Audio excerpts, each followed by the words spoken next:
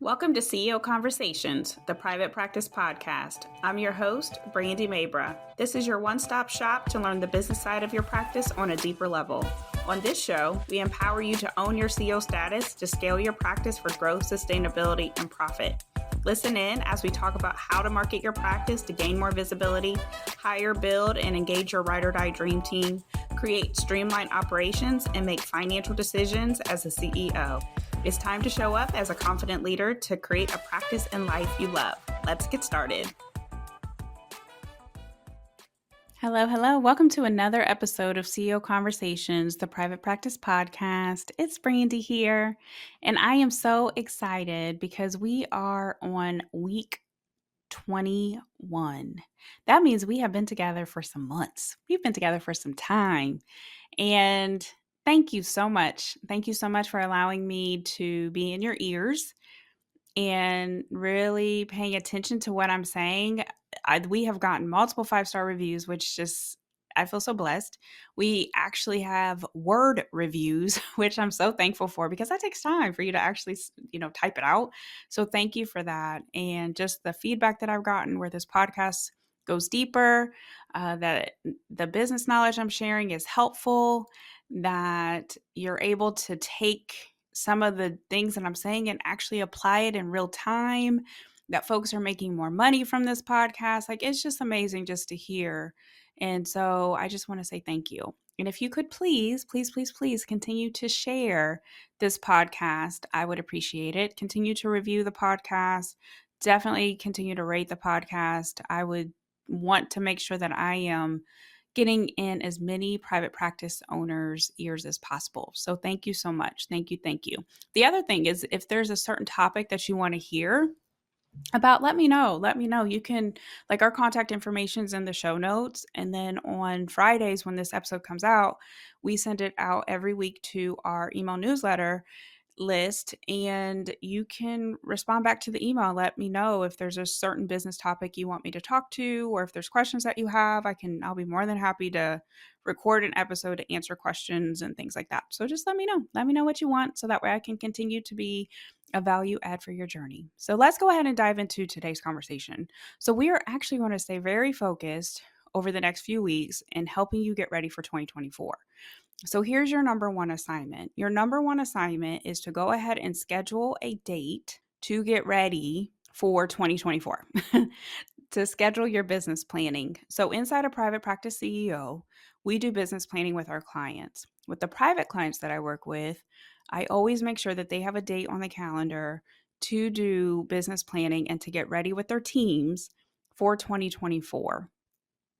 If you have not done that, I highly suggest for you to do it. I do not suggest for you to go into the new year hoping to make a certain amount of money, hoping to hire, hoping to see a certain amount of clients and patients, hoping that everything will go great when you have control over planning for it, right? So the biggest thing about entrepreneurship, and one of the things that I say, is that sometimes plans, they don't go according to the plan. But I believe when you sit down and actually show up with strategy and intention, you're taking the step to have faith in knowing that you are going to be successful. You're going to have a practice that is sustainable. You're going to have a practice that is profitable. You're going to have a practice that isn't going to burn you out.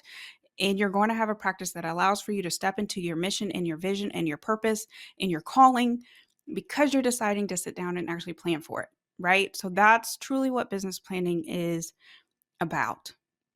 The other thing I know is that as heart-centered owners, we can forget very quickly about us. We can forget very quickly about what we need. So there are 5 questions that we go through for business planning and that we suggest. So I'm actually going to take today's episode to talk about 3 of them, and with hopes that this is going to give you some additional clarity for what you need inside your practice for you to be good, right?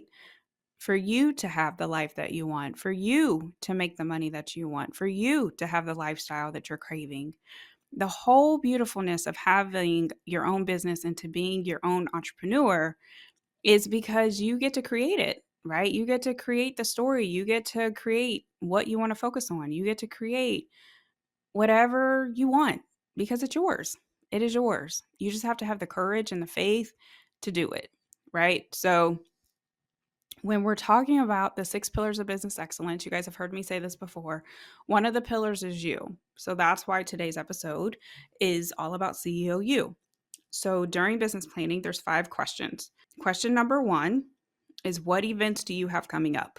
When we are talking about that, it's for you to get very clear on what do you have. And I'm saying events, but really you could say events, you could say projects, you could say busy days, busy seasons, busy weeks, busy months. What do you have? What do you have for you? What do the kids have? What does the family have? Well, maybe what do your friends have? So really getting clear, especially this time of year, really getting clear, what do you have coming up? Oftentimes when we feel that we don't have enough time, it is because we did not plan for what was going to take our time. We just let it happen. So we get to a busy season and we're like, I don't have time for that. I just don't have time. Well, you knew it was going to happen. You just didn't plan for it. So you want to make sure that you're setting yourself up for success.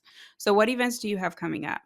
The second question is actually one of my favorite questions. And I'll be honest, I was going to only talk to 3 of these questions, but I'm doing this kind of on the fly. Now I'm talking about all 5. But the second question is actually my favorite question. What do you want to do for you? What do you want to do for you? What does that look like? How often do you sit down and actually ask yourself the question, what do you want? What do I want? This can definitely lead to so many open doors. I remember when I asked myself this question, that's what allowed for me to fully step into having my full time business where all I do is focus on the business side of private practices. It's what's allowed for me to fully step into the lifestyle that I'm creating for myself and my family. It's what's allowed for me to fully step into giving myself what I need because I'm a mom and oftentimes I can feel guilty. My son will come and ask for something and it's no problem. Absolutely. I'll buy that for you today. When I want something, then it's like, oh, do I really need that? I don't know if I need that. No, I'm just going to wait. I'm going to put it back. I'll just get that next time.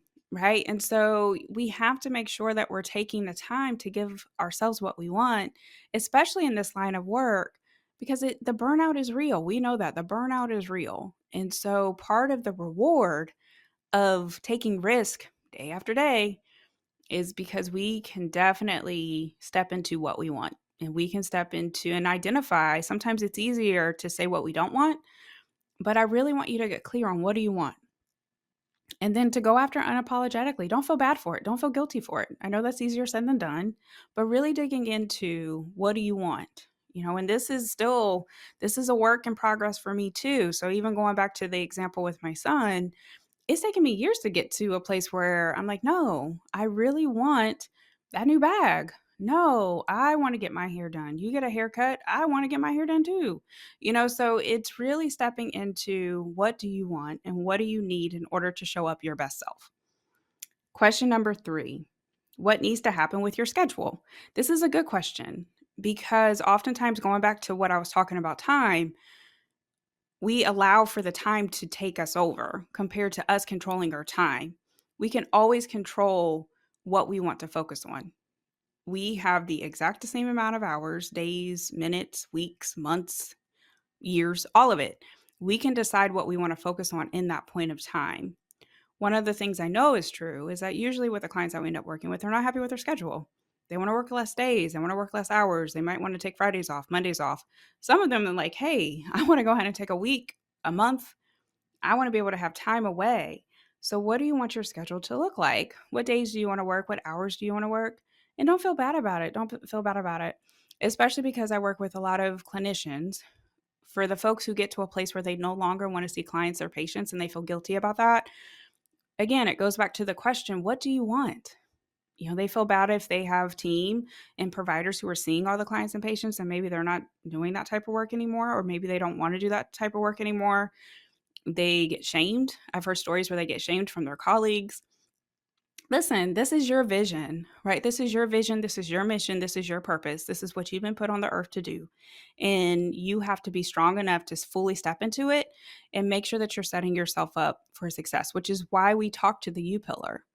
There's a lot of things that can come out, especially when you start to dive into what you need and what are some of the feelings and emotions that are coming up with this, right? Because you're going to have to dive through it. Again, if you are not good, the practice will not be good. If you are not good, your family will not be good. If you are not good, anyone that you come in contact with will not be good. So there's a saying, if mama ain't happy, nobody's happy. So you need to make sure that you're happy. Question number 4, what do you want your energy to be? And what do you need to do to have energy? This is a loaded question. A loaded question, especially when it comes to entrepreneurship. We are, I say this in the most lovingly way, is we are high maintenance. We are high maintenance individuals. I like to look at us as like athletes. We are athletes of building businesses. And it is so true that we have to pay attention to our mental, our emotional, our physical well being, because if we don't, we will feel it. We will feel it as we show up. We will feel it when we're sitting there trying to navigate things. We will feel it when we're trying to lead our teams. We will feel it. So you have to make sure that you're looking at and paying attention to your energy levels. What are your energy levels? What do you want your energy to be? And what do you need to do to have that energy? We were talking on Tuesday in one of our private practice CEO calls, and we were talking about the Thanksgiving coma, right? Because Thanksgiving, you eat a lot. You eat a lot. Well, I eat a lot, I guess. But at the end of the day, when I got back to my desk, I was tired. I was tired. I had to do my own detox to definitely set myself up for success. But part of my energy was reflective of my diet, right? So the same thing when you are setting yourself up for success, part of the things that I do to make sure my energy is on point is I do pay attention to what I'm eating. I pay attention to making sure I read my Bible every day, that I'm doing my devotionals every day, that I am very clear on the direction that I want my life to go. And that has taken work. But if I don't do that, my energy is not good and I am not set up for success and I am not showing up the best way that I know how. I can always tell when I'm not doing what I need to do. Things feel harder. I'm more emotional. I am like, oh my goodness, one minute I'm fine, the next minute I'm crying. And that can be entrepreneurship in general. Seriously, you can have so many emotions in just the course of a day. You can be on a high, like, oh, this is great. I love my business. And then an hour later, be like, oh my gosh, I want to sell my business. My business sucks because you opened up an email and you didn't like what the email said. So you have to really set yourself up for success and be very clear on what you need. Right before recording this podcast, I was on a client call and we were talking about just drinking more water. I know that's something I'm always constantly trying to work on. Like I have a water here at my desk, but I need to make sure that I'm continually drinking water, right? So what do you need? What do you need for your energy?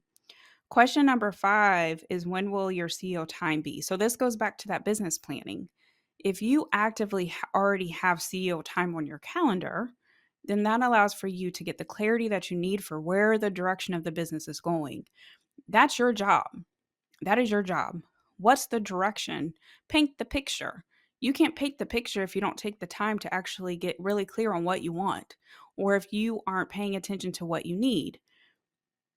What do you need? Taking the time, the CEO time you need will be helpful. You can do a lot with SEO time. You can do business tasks, but I do recommend for you to set yourself up for business tasks, but I also recommend for you to set yourself up for personal things too. So like doctor's appointments or hair appointments or nails appointments or a massage or therapy appointments, whatever you need in order to make sure that you're good. That can be part of your SEO time too. So, those are the 5 questions for business planning to make sure that you're set up for success. So, I'm going to go through them one more time. Question number 1, what events do you have coming up? Question number 2, what do you want to do for you? Question number 3, what needs to happen with your schedule? Question number 4, what do you want your energy to be? And what do you need to do to have energy? Question number 5, when will your CEO time be? And so this means like ongoing what your CEO time will be. My CEO time is every Monday, and I take some CEO time on Tuesday to make sure that I'm set up for success when I go into my week. When do you want your CEO time to be? When is your business planning time going to be? All right. So that is today's episode. It's a short, sweet, straight to the point episode. But again, the goal over the next few weeks is to make sure that you are set up for success going into the new year. So again, thank you so much for listening. Thank you so much for the support. Thank you so much for the continued reviews. And if you need any support, just let me know. We are actually enrolling for Private Practice CEO. And if you would like to apply to be part of that program, that is the CEO School for Private Practice Owners, you can go ahead and do that by seeing the show notes. So we teach you the business side of your practice on a deeper level. That is the goal. And we make sure that you're set up for success to own your CEO status and to scale your practice for growth, sustainability, and profit. So if you're interested, go ahead and apply today. All right. I'll see you guys next time. Bye. Thanks for listening today. I hope you enjoyed the episode and it empowers you as the CEO of your practice. If you enjoyed the podcast, please make sure you subscribe, share the message, and leave a review. If you want more information and support in growing and scaling your practice, click the link in the show notes to take advantage of our free resources or apply to work with me directly. Thanks again, and I'll see you next time.